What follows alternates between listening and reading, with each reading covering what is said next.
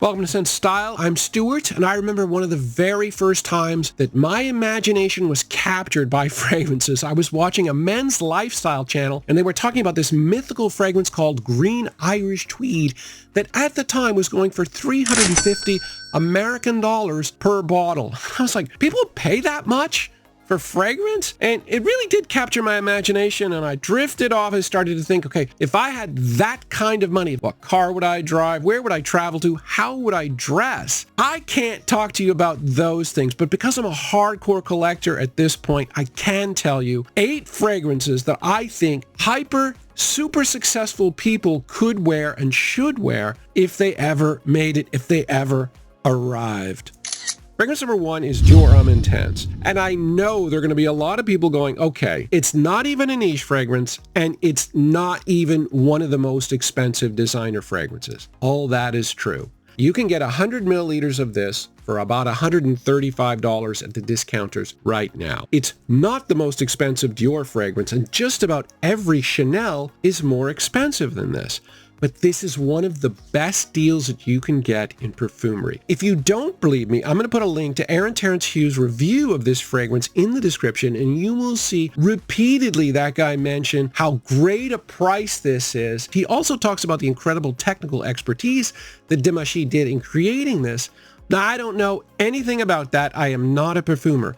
But what I do know is I pay really close attention to the evolving nature of what people are using, what people are smelling. And we have gone from amber to tonka to vanilla, and we have moved away from subtlety completely to just explosive sweetness.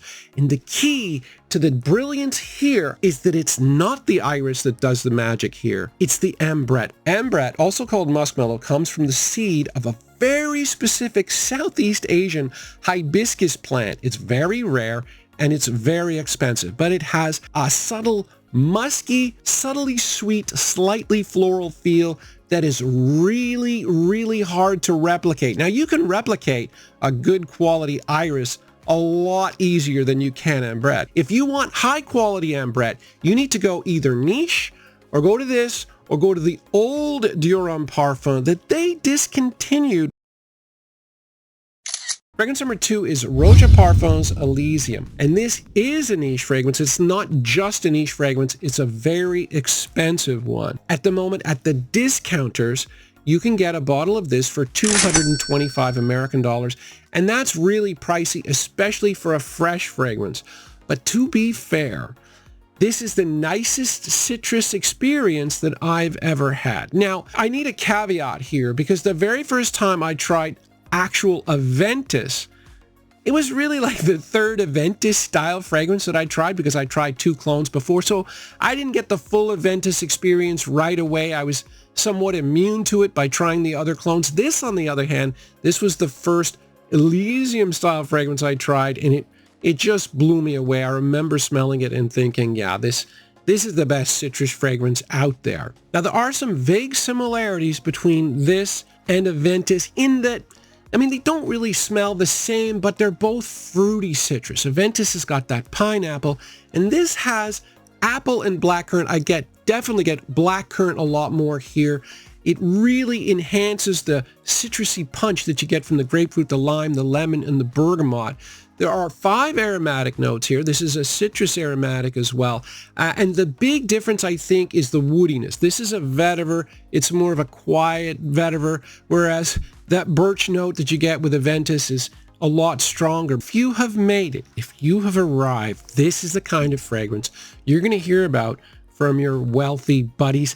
This is not something you're likely to hear about from your friends if you're in the middle class. I think price is the big separator. So there's an exclusivity here that even something like Jour Homme Intense doesn't have. It is a fragrance that's much more likely to be worn by the uber wealthy, and that definitely gives it some cachet. Fragrance number 3 is Dior Sauvage Elixir. Now, again, not technically niche, but Dior are clearly moving in an exclusive direction with their fragrances. What you've got is a 60 ml bottle instead of 100. You've also got a significantly elevated price tag. And so They're going after the niche people, the people who would normally buy niche, by making this a higher quality. If you want further proof of that, they've just come out with Sauvage Rare Blend. They've made 15 exclusive bottles, 350 milliliters each. It's so exclusive, I don't even know how to order it. Anyway, it's oud, labdanum, and vanilla. I won't be looking into getting a bottle. I can't even begin to imagine, but that's proof positive that they are going in the exclusive direction. And I really think Chanel borrowed that idea, but they actually called the fragrance L'Exclusif, and they also put it in a 60 ml bottle and also raised the price. So yeah, this thing, technically designer, but realistically, it's niche. Now, what's interesting about this is the notes are sophisticated, but they're also quite modern because they kind of went gourmandy here with the Sauvage DNA. Starts with a lot of spices. You got cardamom, nutmeg, you got cinnamon, ton of lavender in the mid. So that's an older audience because it's a fougere style fragrance. Then you've got amber and licorice in the base. So yeah, they're kind of splitting the difference here. They didn't go all in on the sophistication, but the performance is absolutely insane. If I was going to a formal event or something special, I'm wearing this.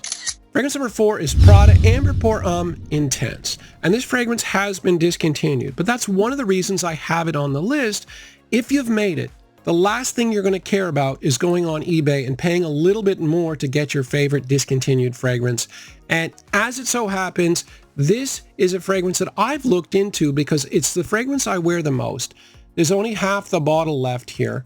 And so at some point, I'm going to have to go on eBay. I've already started doing that because this is the kind of fragrance that really suits me. It suits my vibe. I'm a very formal person. I wear too many ties for what I do for a living, and I absolutely love wearing this. Now, I like Prada Ambre Pour Homme, but that's more of a day scent. This is more of an evening scent. It is definitely more formal. This has a lot of myrrh and patchouli, both very dark notes. It's got some saffron, it's got some amber, but it's the darkness here that makes it an evening scent.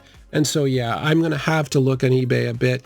And it really hasn't been that difficult. What I looked for was the basic price that people are going for. It's about $180 for this. There's 3 or 4 fragrances going at that rate. I don't want to go much cheaper than that because then you're going to get a fake. There's one at $165 that I might consider at some point. And that's actually cheaper than L'Exclusif. It's cheaper than Jour Parfum 25. And I definitely prefer this to those two. And so, yeah, I mean, I'm going to go on eBay, and if you really want something, you should too. Fragrance number 5 is Pacific Rock Moss from Goldfield and Banks, another niche fragrance. And this one to me would be a specialty niche. It's not super expensive niche, 145 retail, 120 at the discounters. But what I like about this, when I say specialty, I mean when it comes to warm weather, like really hot July, August weather, there's 3 fragrances that I want to wear. This is definitely one of them because I haven't arrived. This is not something that I wear on a consistent basis in the summer, but if I did arrive, this would definitely be used a lot more. Now, I came to that conclusion when I compared this directly to YSL Y EDP, a fragrance that I really liked and one that I regularly wore in the summer. But there's something very ultra clean about this. When I compared them head to head, that sage note is a very heavy note in YEDP, and even the incense note in Bleu de Chanel. This doesn't have any of that. It's got sage, it's also got moss, but they're more sort of accent notes. Really, the geranium and the lemon come through here more than anything. And it's just super, super clean. This is one of those ones where this along, I think Neo is really good in ultra hot weather, would work really well. There's an exotic factor here too. It's from Australia. There's not a lot of houses from Australia. I think it'd be kind of neat. Fragrance number 6 is Ambre Sultan by Serge Lutens. Another niche fragrance, but another reasonably priced one. This one's a bit different and is something to remember. Because this fragrance has been around a while, the gap between retail, and for this it's about $175, and discounter is significant because you can get this for $100 at the discounter. So if a fragrance has been around for a long time, much better buy at the discounter. $100 for this. I had no idea otherwise. I would have bought this instead of Chergui because as much as I like Chergui, I like this even more. And it's an amber fragrance. And the thing is, if you are successful, you're more likely to be an older guy, like over 40. And if you like sweet, and I do, a great way to go is don't go tonka or vanilla, go amber. And boy, there's a ton of amber here. You get an amber note, you get a resins note, you get benzoin, and you get myrrh, and it just explodes with amber. But because this is meant to be, it's meant to smell like a Marrakesh Moroccan marketplace. It's called a souk. Because of that, you're going to get 3 aromatic notes. Bay leaf, oregano, and angelica. It just gives it a nice little herbal hit to make it kind of smell a little bit more than just amber. It does have a marketplace kind of feel, and this one will never be any complaints about performance. This is a 12-hour bomb, and the great thing about this is you can wear it for 3 seasons: winter, fall, and spring. And yeah, I really wish I'd bought a bottle of this over Chergui, but oh well. Fragrance number 7 is Dior Homme Parfum 2020. Now this is extremely similar to the 2014 version, but it's nothing like the 25 version, which I've made my feelings on that pretty clear. I absolutely love this. This is probably my most valuable fragrance in my collection.